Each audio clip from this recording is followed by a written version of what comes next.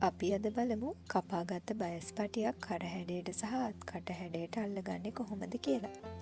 මම ක්‍රම දෙකක් කියලා දෙනවා. ඒ ක්‍රම දෙකෙන් කැමති පහසු ක්‍රමයකට ඔයාලටත් පුළුවන් කරහැඩය සහ අත් කටහැඩය මසා ගන්න. මම මෙතන කපාගෙන තියෙන්නේ රවුම් කරහැඩයක්. අපි බලමු මේ බයස් පටියේ තියාගෙන කොහොමද මසා ගන්නේ කියලා. අපි මේක මසා ගනිද්දි රෙදි කොටසේ හොඳ පිට උඩට හිටින්න තියාගන්නවා. බයස් පටියේ කන පිට උඩට හිටින්න තියාගන්නවා. මේ තියෙන්නේ රෙදි කොටසේ හොඳ පිට පැත්ත, මේ තියෙන්නේ බයස් පටියේ කන පිට පැත්ත.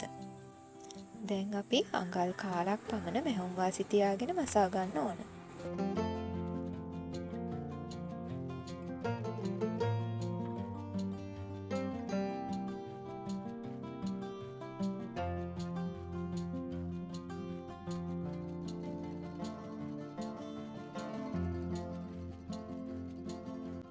දැන් බයස් පටියේ වැඩි රෙදි කොටස් කපා ගන්න. අපි මේ මසා ගන්න යන්නේ රවුම් කරහැඩයක්නේ. බයස් පටිය රවුම් කරහැඩයක පහසුවෙන් මසා ගැනීම සඳහා අපිට පුළුවන් මසාගත් රෙදි කොටස මසාගත් මැස්ම දක්වා පමණක් තැනින් තැන කට් මාක්ස් දාගන්න.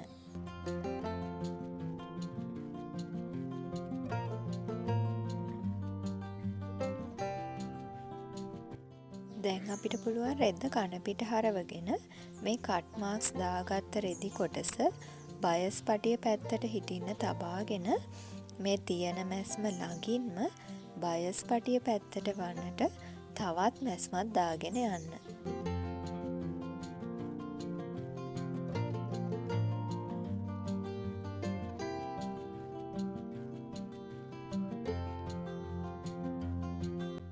දැන් බයස් පටිය පහසුවෙන්ම කන පිට පැත්තේ මැස්ම ළඟට නවාගෙන නැවතත් සම්පූර්ණයෙන්ම නවාගෙන මැස්මක් දාගන්න.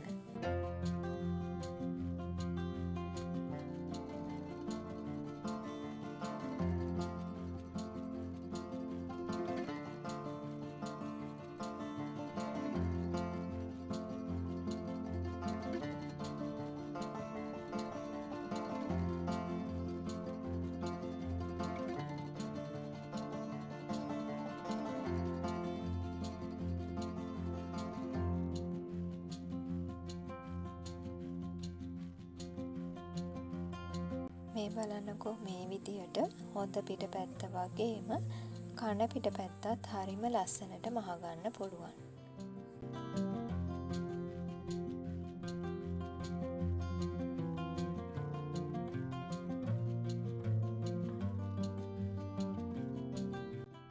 අපි දැන් බලමු දෙවැනි ක්‍රමයට බයස් පටිය මසා ගන්නේ කොහොමද කියලා.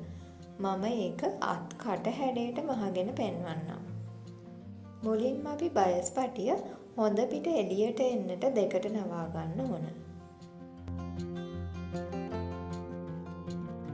දැන් එය ඇඳුමේ හොඳ පිටට තබාගෙන අඟල් කාලට පමණ මසාගෙන යන්න. මේ තියෙන රෙදි කොටසේ හොඳ පිට පැත්ත.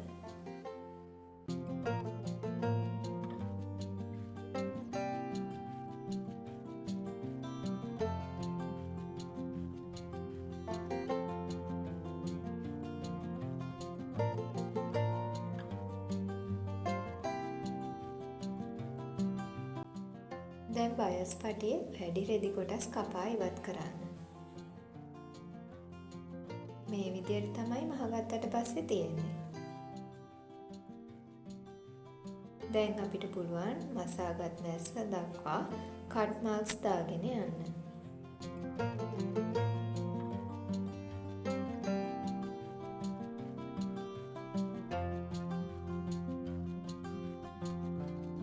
දැන් එම කොටස බයස් පටිය පැත්තට හරවලා මැස්මත් දාගෙන යන්න.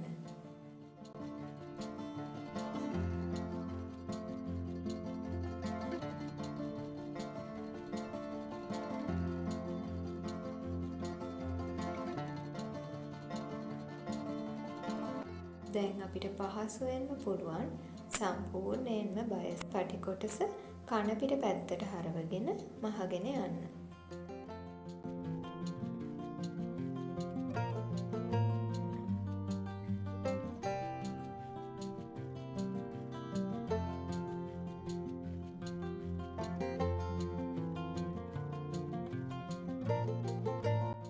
බලන්නකො දෙවැනි ක්‍රමයට මසාගත්ත අත් කටහැඩයත් හරිම ලස්සනට තියෙනවා.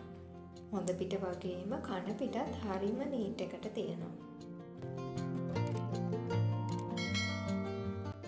ඔයාලත් මේ ක්‍රම දෙකටම බයස් පටි මහගෙන බලන්න.